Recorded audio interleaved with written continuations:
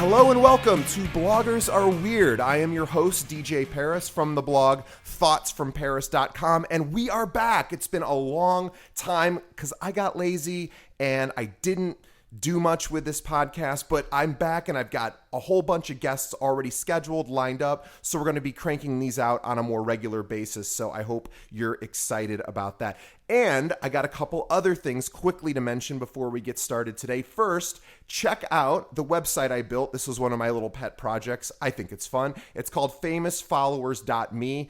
This is all it does. It goes through your Twitter friends and finds out if you have any verified accounts, also known as famous people who follow you, and then it returns it. And I just upgraded the site so it actually does it like twice as fast now. So if you want to check out if anyone important is following you on Twitter, go to famousfollowers.me. Also, I have a new YouTube show coming up with my friend Melanie from melaniesguidelines.com. She's awesome. We're filming our first show this weekend, and I can't wait for that to come out. So check my blog, again, thoughtsfromparis.com, for announcements there.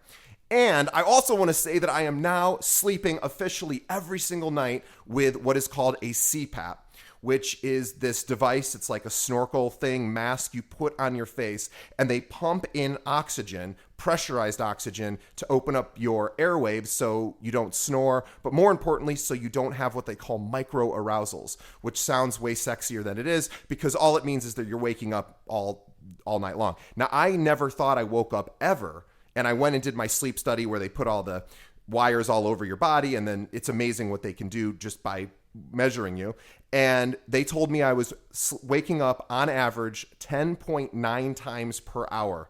And it's not conscious wake-ups, but it wakes up your brain and screws up your ability to get restful sleep. So now with this machine on my face, I only wake up like once per hour, which is better, except now I can only sleep on my back, and I've got this mask that's putting pressure on my face, and it really sort of sucks, but eventually I'm supposed to get used to it. So I'll probably have more energy to do these shows and write and etc. So today on the show, we have Linda Roy of ElleroyWasHere.com, also of her new project, LeftyPop.com, as well as books, and she guest posts on tons of blogs. Anyway, I'm excited to have her. She's a good friend, and she's super funny. Okay, so grab a bottle of Ambien or whatever your drug of choice is. Mine is my CPAP mask and machine, which, by the way, the mask, it smells like food in the morning. I'm not sure why, but it's kind of a nice smell. Anyway, sit back, relax, and enjoy.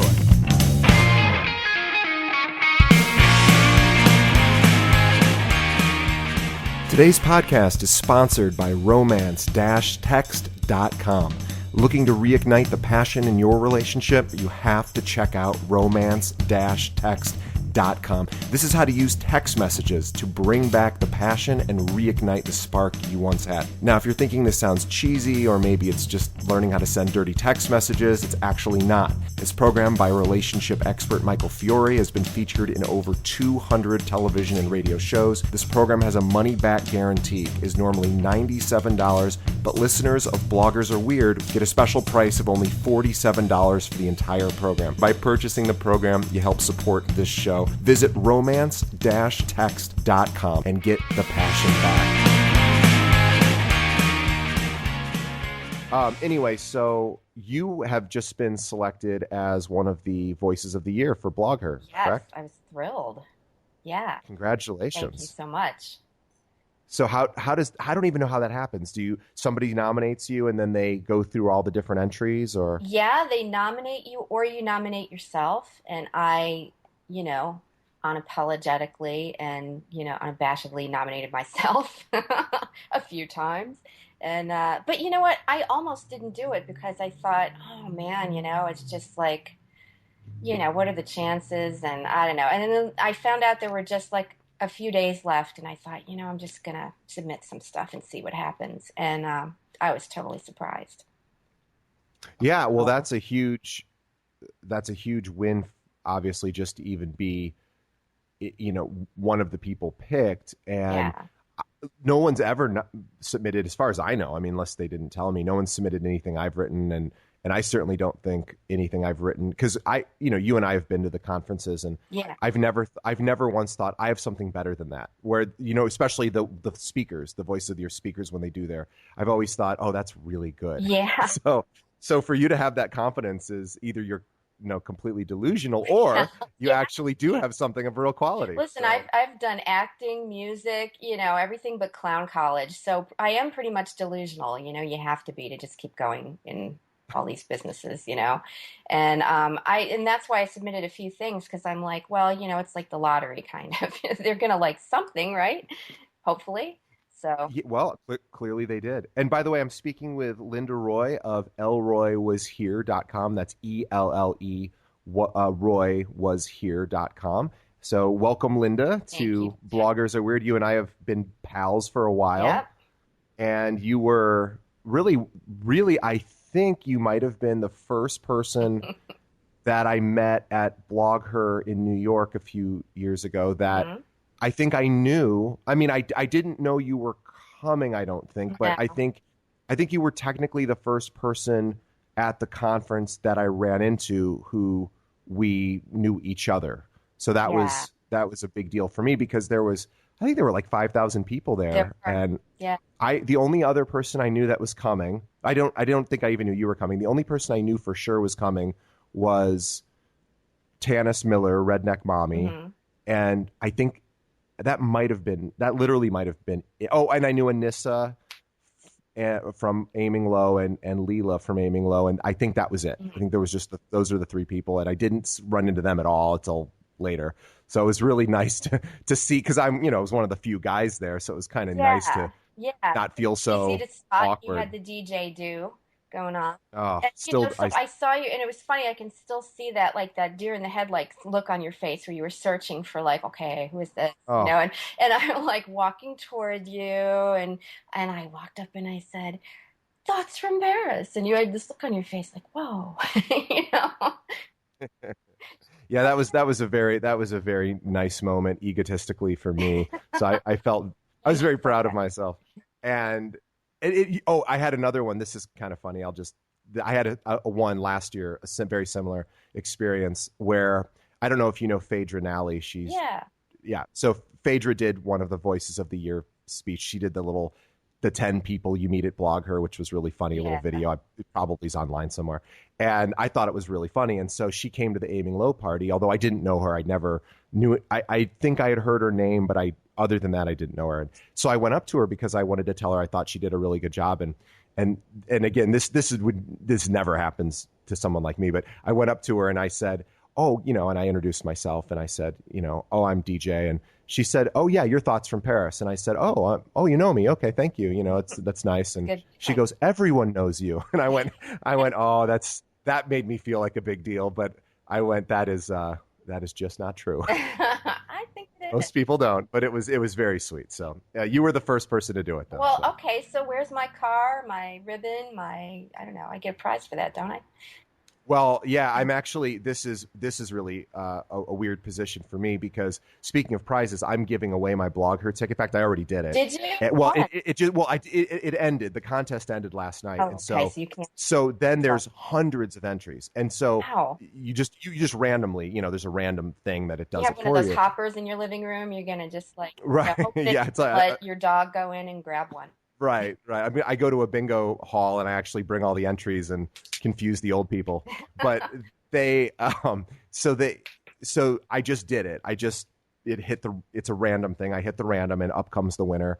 And by the time this comes out, that person already know. But anyway, but I don't know who this person is. It's a name I didn't recognize. So I went, okay, but then there was a part of me that was a little bit bummed, because a few people who I do know were submitting entries like every day, and I was like, now I feel bad in a way, because there were like 2 or 3 women that really, really were like promoting me and doing really wonderful things and just begging me, I can't wait, I hope I win, and now I have to just. And now it's somebody who I don't even know, so it's kind of sad. But it'll be really, really happy, and you'll know her then, because she'll be so happy. But that was a really cool thing that you did.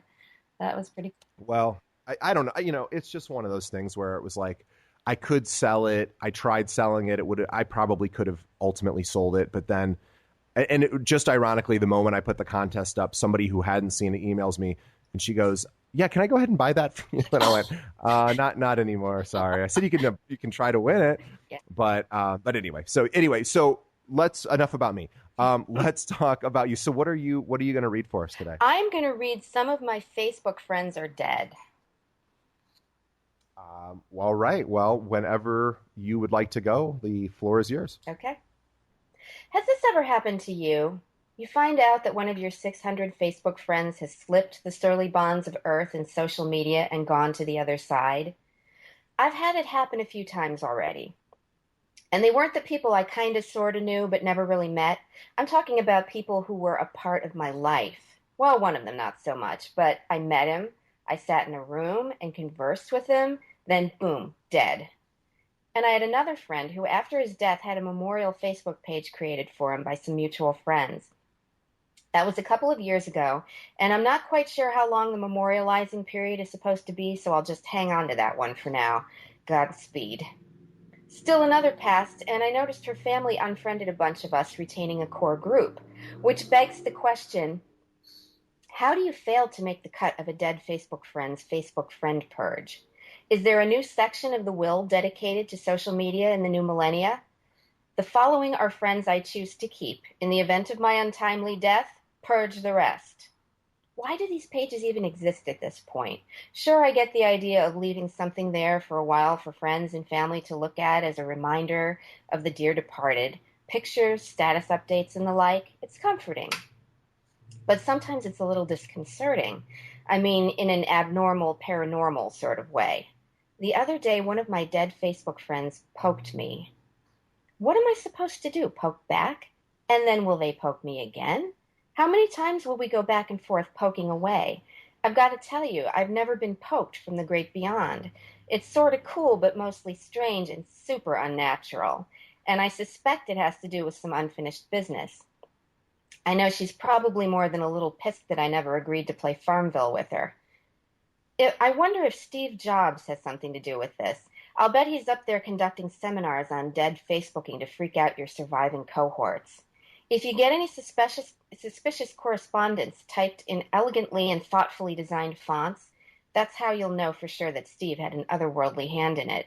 That's thinking different. Don't get me wrong, I think social media is an extraordinary thing, but when this life is over, when I no longer have a status, I'd like to think that I will no longer have a need for status updates, tweets, pins, and Google chats. It's all kind of exhausting, to be honest, and perhaps we were meant to spend eternity engaged in more peaceful pursuits. I'd hate to think that there's a lot of pinging and binging going on up there in the cloud. Still, eternity is a very long time, and if we can't make it through the supermarket checkout line without checking our news feeds at least once, it's going to be a very long afterlife. Do you suppose that they have their own version up there, version Infinity .0? And since there are no physical bodies, are they all soul booking? What are the emoticons like? Personally, I'd like to think that there's no need for emoticons or excessive exclamation pointing up there. In a perfect afterlife, everyone would know what you meant, and there would be no misunderstanding. The flaming all goes on in the other place. And that's it. That was, see, I that's so good. I always would, when I hear something read like that or I read it myself, I get extremely jealous. Well, thank you. I'm actually angry at you. That's a nice compliment. Thank you. Yeah, it's very good. and now I hate myself. So thanks. So, always there for you. You know, I just had this a similar experience happen. Interestingly enough, just for the first time, one of my childhood friends passed away, and sort of unexpectedly and very unfortunately. But then they didn't set up a memorial page, but they just, you know, started posting tributes and everything on her page. Well, yeah, she lived down south in Alabama, and then. But we're from Central Illinois, and that's where she grew up until she moved down there after some tragedy happened sort of around her in her teen years. So she's been down there ever since, and then she passed away. Well, her parents who both passed away as well, we went to the same church growing up, and so they're buried at the church, or they have a little memorial there. And my mother's father, my grandfather, is also buried at this church. So anyway, there's all these tributes on this Facebook page for my friend, but they're all from people mostly down south because that's where she lived majority of her life. Uh-huh. And so there's just, you know, a handful of smatterings of "we miss you" and "we love you" coming more from the Central Illinois crowd. However, so I went down for um, I don't Mother's Day or Easter or whatever, and went to church with my parents, which is the same church, and I said, "Oh, I forgot so and so's memorial's probably outside. I kind of forgotten she was buried there." And this all just happened within the last 6 months. And they said, "Oh yeah, let's go take a look at it." And sure enough, it's right below my grandfather's, Oh, just coincidentally in a weird sort of random thing. that is weird. Right. Well, and so we took a picture of it Uh-huh. because it was just something we thought we should take a picture of. And then I thought, do I post this on her Facebook page? I mean, I could crop out my grandfather's name. Then nobody cares about that. But Yeah. I thought, am I supposed to do that? Am I not? I didn't know what the etiquette Yeah, was. really. And I think I ultimately I know I ultimately decided not to do it. I just kind of felt I like it probably would have been fine, but I just didn't. I don't know. It felt very strange to me. So Yeah, it's like, what do you do? What's the protocol for that? I mean, we're all like doing this all for the first time. We're the first generation to really have all this stuff happen. And I always think it's funny too. I tell my kids, it's like, you will never lose touch with anybody, even if you want to, because it'll never be like, oh, what are you up to? Will there be like class reunions because, well, you want to see them physically, right? But everyone sees everyone's life going on. Um, Playing out through the Facebook news feed. So it's an interesting yeah, thing.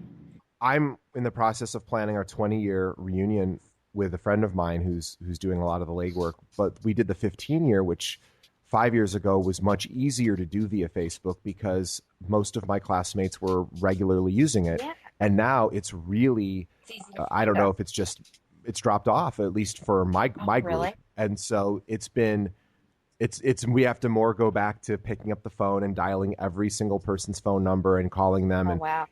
yeah. So I don't know if you've noticed that in your own peer group, or if everyone's still posting like crazy. Well, I've noticed that our last reunion was much smaller than I thought it would be. I wasn't able to make it actually because my husband was playing with his punk band that night, and I couldn't miss that.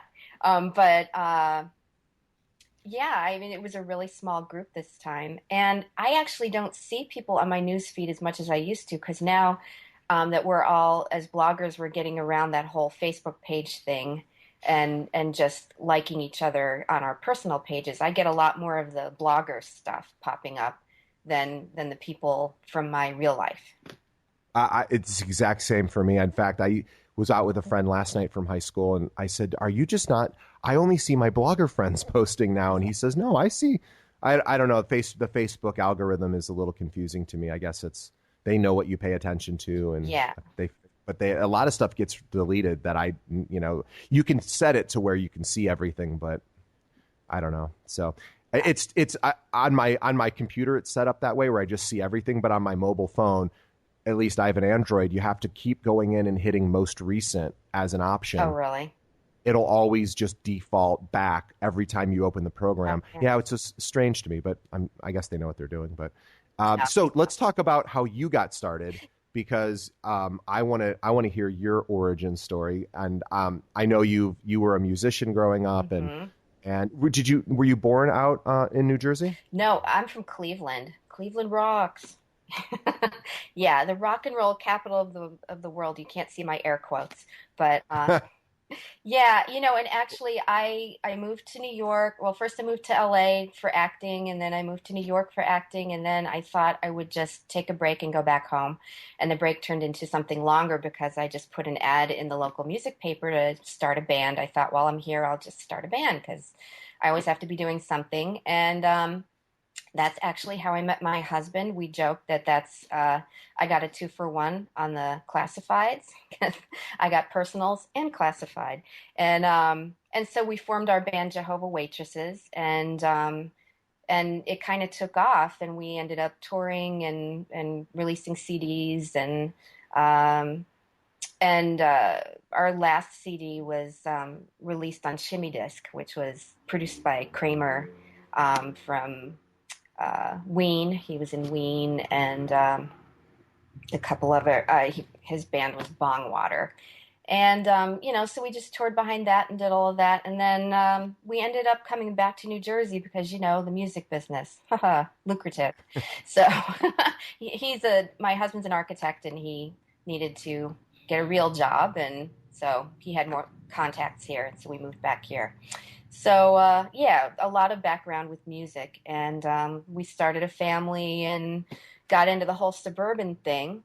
And I kind of got away from creativity for a while, and there were a lot of false starts with getting back to music. And I just thought, what can I do from my home base here, where I can kind of combine all the things that I enjoy doing, writing and doing music, like some kind of vlogging and just what else do I do? I write, I sing, and I just kind of thought, oh, photography.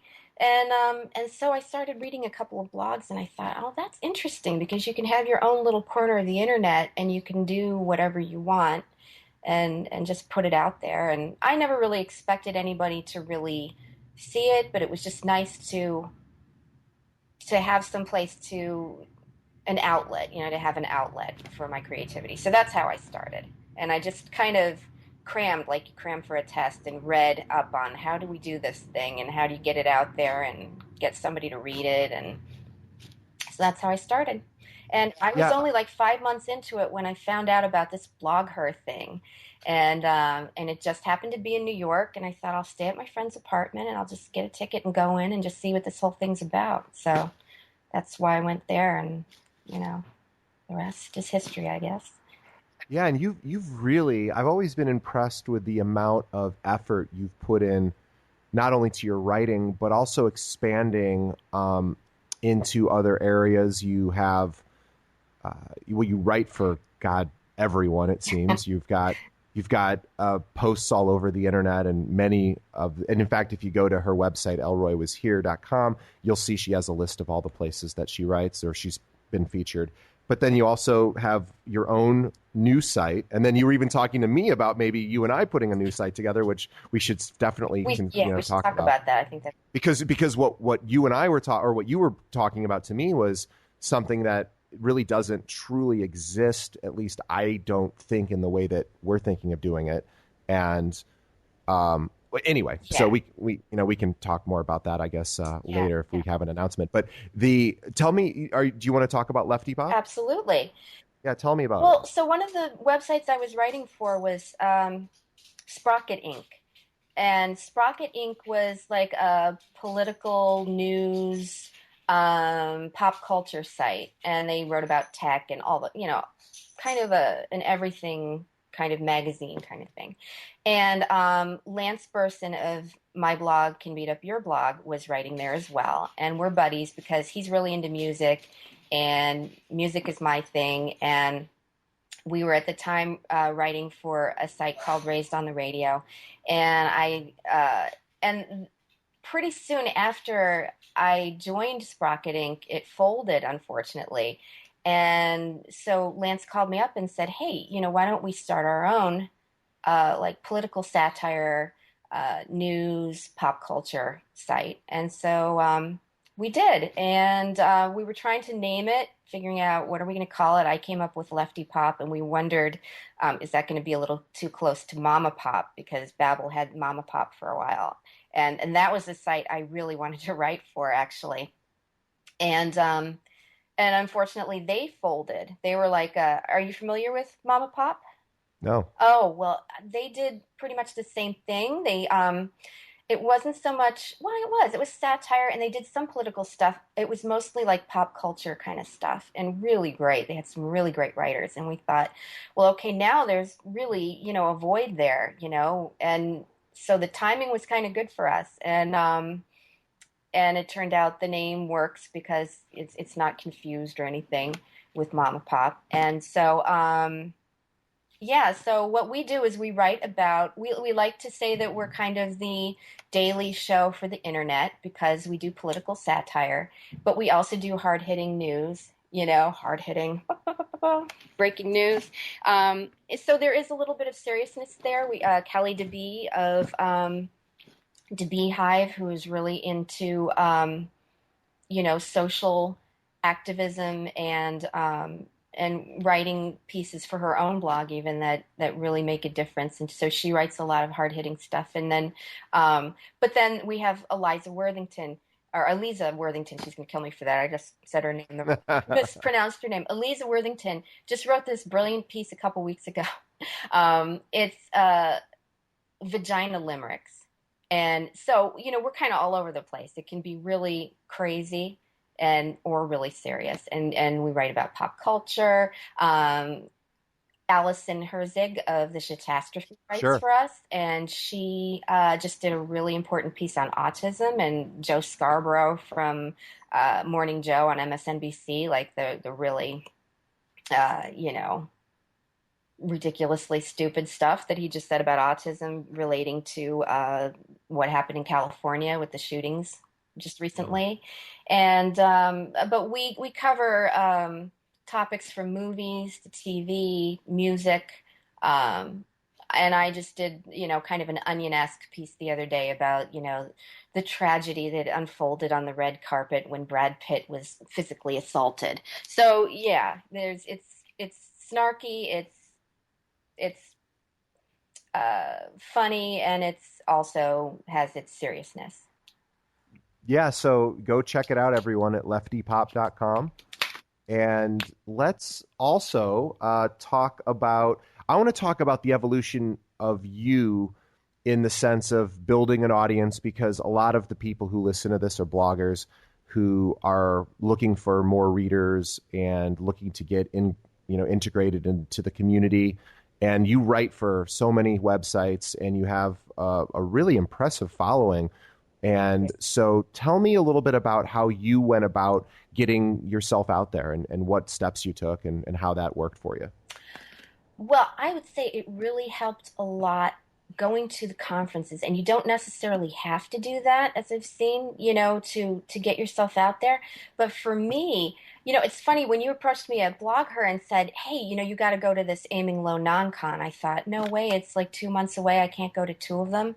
But then I found out you were doing that Simply Sassy Media contest, or you mentioned something about it. Yeah. The whoever put that site together gave away a free ticket, Yeah, and I found or maybe a couple free tickets. yeah, Even. two of them, and I was lucky enough to win one of them, and I went, and I tell you that conference really changed a lot for me. Just meeting everybody and talking to them, and man, Alexandra Rosas, I just love her because she's like my blogging mentor, because she sat down with me and gave me so much good advice, and she's so generous. And but yeah, I would say like just talk to a lot of other bloggers, and don't be afraid to talk to them and ask them questions, and learn and meet them, and also just submit work everywhere, everywhere that you think that your work fits.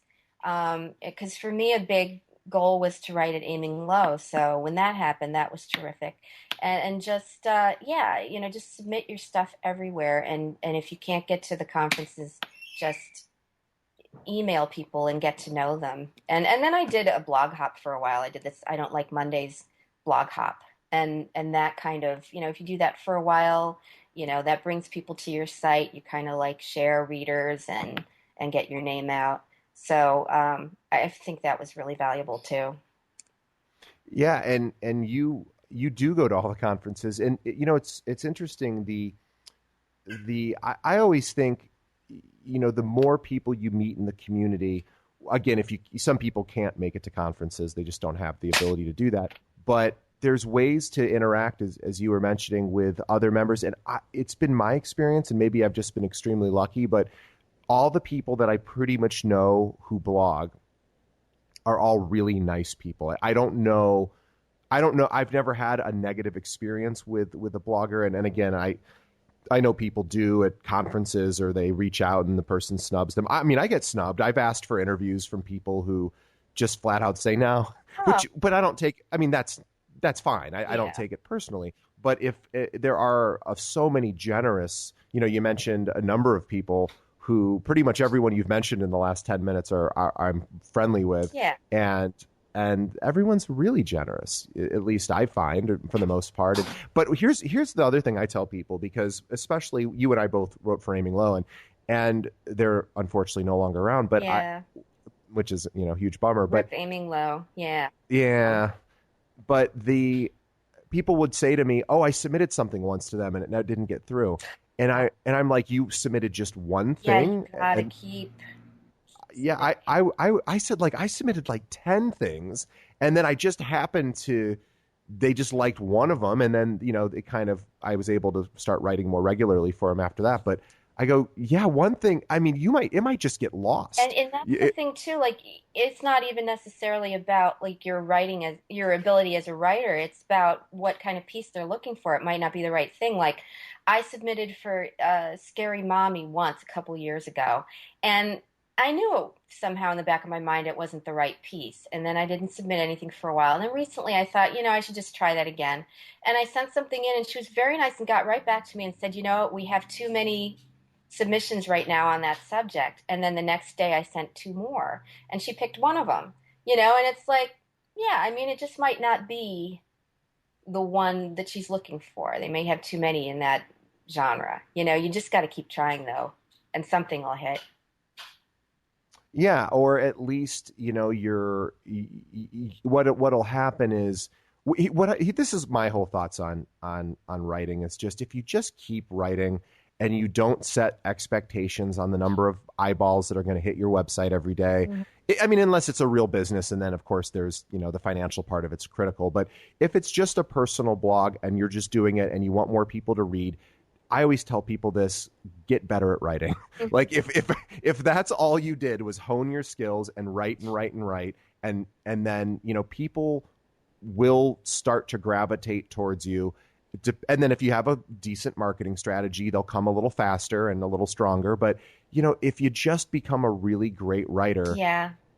There's no trickery, there's no shortcut. I mean, I guess you could get lucky and post something that goes viral, but I only know of that happening to a couple of people, Yeah. and it usually just happens once to them, and then everything goes back to normal at some And you point. got to be able to build on that.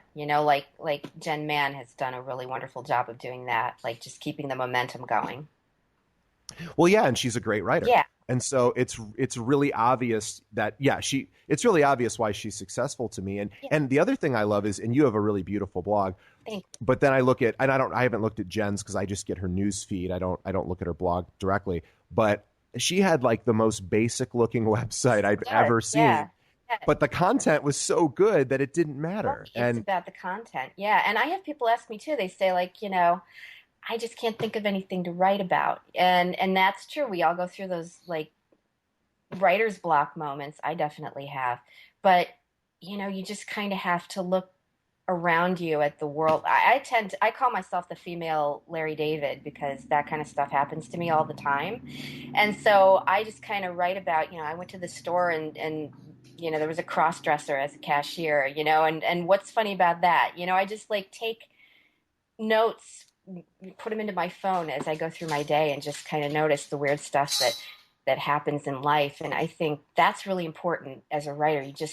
What's really basically fundamentally important is that you have something to say, that you've got something you want to put out there, and what is your own original voice, your unique voice that you have to contribute. Don't try to be anybody else that you admire. Just think about the things that happen to you in your daily life and what is your unique take on that. And then try not to think about all the noise out there about stats and what are people reading and what are the top 10 things that people are more interested in. Because when I started, I did that, like, what are the top 10 dumb baby names and I'll write about laundry. But everybody's written about laundry. What is an interesting way to write about laundry? What's your own personal weird take on it? So that's what I just try to do. And I don't know if it's successful or not, but if I think too much about like how many people are going to be interested in this, then it just all goes blank for me, and then you start pandering, and that's not good. So, Well, and I don't know if you've had this experience, as I'm sure you would have to have had. It happens to me all the time where I really put my heart into something and I'm like, this is good. Like I objectively, this is really quality work. mhm. And then there's like no comments, or there's a handful of comments when you normally get a lot more. And then I'll write something that I know in the back of my mind, or in the front of my mind rather, that it's just not that good. I mean, it's worth putting out, and it's not going to get any better. But it wasn't my best idea, but I still put it out there because I think it's fine. But then for some reason that connects with an audience who then writes in, Yeah. and so it's always so confusing to me. Yeah. I have no idea what people are going to like and what they don't like. So you're right. If you just write whatever you find interesting, then kind of let the chips fall where they may. Yeah, and it's the same thing with the music business. I always say this too, like that, the parallels are ridiculous. I mean, you're in music, so you know too, how ridiculously similar it is, the writing business to the music business.